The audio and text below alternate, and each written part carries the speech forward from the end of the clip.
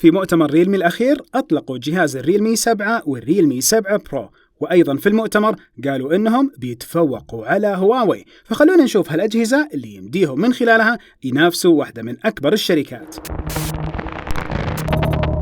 السلام عليكم ورحمة الله وبركاته، أخوكم فيصل السيف، وخلوني أبدأ بالريلمي 7 اللي يجي بتصميم مستوحى من المرايا، لكن أغلب مواده مصنوعة من البلاستيك. الجهة الخلفية منحنية والكاميرات جاية بتصميم طولي في الجهة الأمامية. يجي بشاشة كاملة مزودة بطبقة الحماية حقة الكورنينج غوريلا جلاس، وأيضا الشاشة تجي بدائرة صغيرة في الزاوية تحتوي على الكاميرا الأمامية، كاميرا السيلفي، وسماكة الجوال أقل من سنتي 9.4 ملم، ووزنه أقل من 200 جرام. وقبل ما أكمل ترى وقت ما سويت هذا الفيديو سعر الجهاز أقل من 1000 ريال.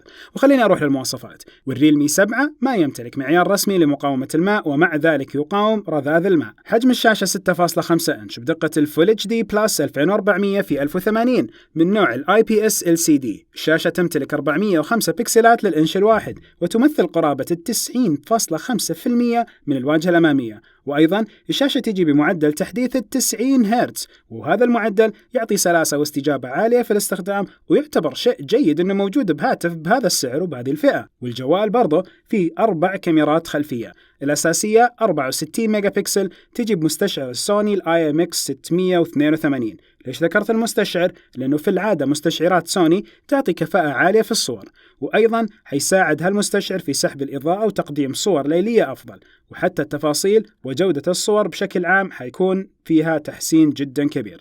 العدسة الثانية عريضة جدا بدقة 8 ميجا بكسل. الثالثة عدسة البورتريه بدقة 2 ميجا بكسل، ومسماها BMW بورتريه. والمفروض هذه العدسة تعطي صور بورتريه جيدة مع فلاتر الألوان، خصوصا مع فلتر الأبيض والأسود. وفي عدسة رابعة ماكرو وتجي بدقة 2 ميجا بكسل. والكاميرا الأمامية عريضة وتجي بدقة 16 ميجا بكسل، وتعطي زاوية 79.3 درجات. والزاوية هذه حتساعد في إعطاء منظر أكبر للعدسة الأمامية لما سيتم تصويره. انتقل لتجربة التصوير. في العدسة الأساسية الجودة والتفاصيل جيدة، والألوان مائلة للبرودة ومشبعة، وبشكل عام النتائج مرضية. وفي الزاوية العريضة جدا الجودة متقاربة مع العدسة الأساسية، لكن في الألوان أغمق، والتفاصيل بشكل عام بين الجيدة إلى مقبولة. وعلى فكرة هذه الزاوية تعطي رؤية 119 درجة. الجوال يدعم التقريب باستخدام عدسة 64 ميجا بكسل، تعطي تقريب حقيقي مرتين وهجين 5 مرات، ويقدم جودة مقبولة. ويدعم التقريب الرقمي إلى 10 مرات، ولكن رقمي، فحيكون فيه ضعف في الصورة لأنه التقريب الرقمي هذا طبعه. في تصوير البورتريه النتائج اللي يقدمها مقبولة إلى جيدة، وكالعادة دائما مع هذه الفئة النتائج متذبذبة في العزل، وهذا الشيء يعتمد على الظروف ونوع الإضاءة. ونصيحتي لما تيجوا تصوروا صور السيلفي بالكاميرا الأمامية، خلوا مصدر الإضاءة لمبة، شمس، إضاءة عادية تكون خلف الجوال متوجهة عليكم، والكاميرا تكون عليكم. في التصوير الليلي يسحب الإضاءة بشكل جيد، لكن مستوى التفاصيل أحيانا جيد وأحيانا عادي. يدعم تصوير الفيديو بدقة 4K و30 إطار في الثانية، ويقدم جودة مقبولة إلى جيدة، ولكن يوجد اهتزاز عالي نوعا ما لما تصوروا بهذه الدقة. ويدعم أيضا ميزة الألترا ستدي اللي تقدم ثبات أفضل، ولكن بتصوير الفول اتش دي 1080 و60 إطار في الثانية. وهذه المرة بصور لكم بالكاميرا الخلفية 60 إطار في الثانية بدقة 1080.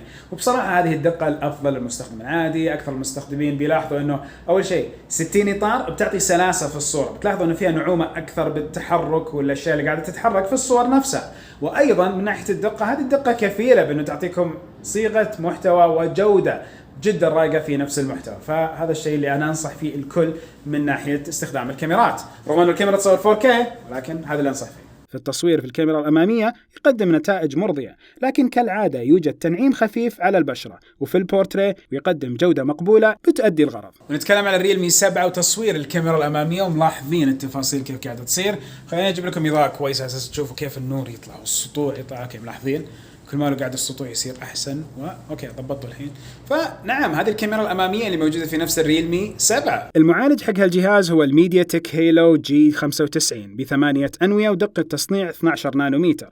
ما هي بالدقة العالية في التصنيع اللي وصلت لها باقي الجوالات مؤخرا، ولكن الأداء حقه حنشوفه على جيك بنش. وعلى فكرة دائما أبين لكم مقارنات ما بين نفس الجوال ونفس الفئة حقته، فاشتركوا في القناة حتتعرفوا على كثير من المقارنات خلال نفس المراجعات. أرجع لها الريلمي 7 وأقول أن نظام التبريد يستخدم الكربون فايبر، ويساعد في تحسين التبريد بنسبة 8.6%. يمكن ما تكون كبيرة بالنسبة لكم كرقم، ولكن أكيد التبريد دائما يساهم في تحسين التجربة. في اختبار الجيك بنش 5 أعطى 514 نقطة في النواة الواحدة، وفي الأنوية المتعددة أعطى 1610 نقاط. وقدامكم المقارنة ما بينه وبين هواتف أخرى من نفس هذه الفئة. وفي لعبة ببجي اشتغلت بسلاسة على الإعدادات العالية على طول.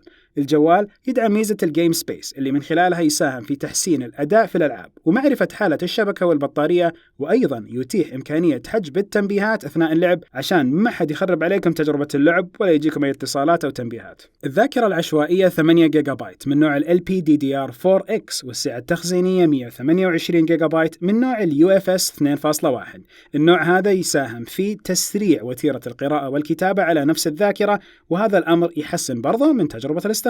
الجوال يدعم تشغيل شريحتين مع كرت مايكرو SD للتخزين الموسع، فيمديكم تحطوا شريحتين غير كرت الذاكرة. النظام التشغيلي هو الأندرويد 10 بواجهة الريلمي UI، تعتبر بسيطة وسهلة في الاستخدام، وأيضا قريبة للأندرويد الخام. والواجهة تدعم اختصارات عديدة زي سحب 3 أصابع للأسفل لالتقاط صورة الشاشة، أو سحب 3 أصابع للأعلى لتقسيم الشاشة، وفتح تطبيقين في نفس الوقت. وأيضا النظام التشغيلي يدعم ميزة المتجر حق جوجل بلاي وخدمات جوجل بشكل رسمي من يوم ما طلع الجوال بالعلبة وإلى وقت ما صورنا هذا الفيديو. من ناحية خصائص الدخول، الجوال يمتلك مستشعر للبصمة مدمج في زر التشغيل، وبعد التجربة يقدم استجابة ممتازة. أيضا يدعم فتح القفل باستخدام الوجه، ولكن صورة عادية وليس صورة ثلاثية الأبعاد، واللي يخليني أنصحكم بأنكم ما تعتمدوا عليها للأمان لأنه سهل خداعها. أيضا يدعم الواي فاي بالتردد الثنائي، ويدعم البلوتوث 5.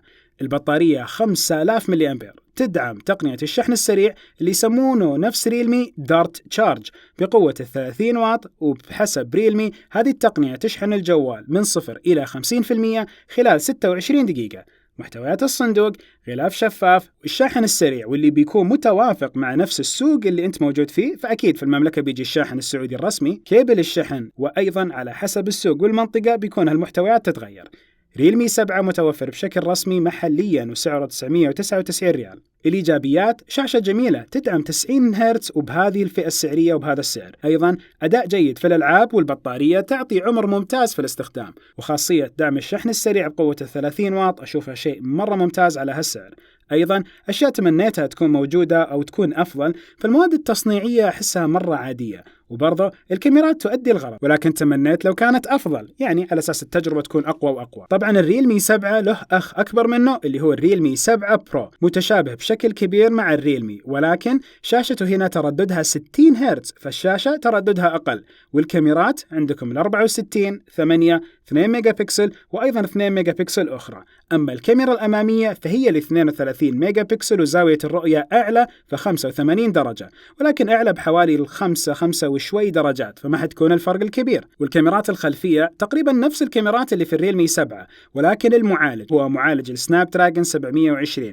ولو سوينا اختبار الجيك بنش، في اختبار الجيك بنش 5 عطى 573 نقطة في النواة الواحدة، وفي الأنوية المتعددة 1690 نقطة. ولو تلاحظوا الفارق ما هو بمرة كبير ما بين هذه النسخة ونسخة الريلمي 7. وأيضا شغل لعبة ببجي بامتياز، وفي ذاكرة 8 جيجا وسعة تخزينية 128 جيجا، والبطارية أقل فهنا 4500 ملي أمبير، وتدعم السوبر دارت تشارج بقوة 65 واط، فقدرة الشحن ضعف تقريبا قدرة الشحن اللي موجودة في الريلمي 7. والمفروض من 0 إلى 100% من البطارية يتم شحنها ب 34 دقيقة بس. محتويات الصندوق بتكون حسب المنطقة، وهنا بيكون غلاف شفاف، شاحن سريع يتبع لنفس المملكة، أيضا كيبل الشحن، والسعر 1299 ريال. من ناحية الإيجابيات، مستشعر البصمة مدمج في الشاشة عكس النسخة الأساسية، وأيضا أنه الجهاز يدعم الشحن السريع بقوة 65 واط. أما الأشياء اللي تمنيتها تكون أحسن، فصحيح أن الشاشة سوبر أموليد وأفضل من الIPS الموجودة في النسخة الأساسية،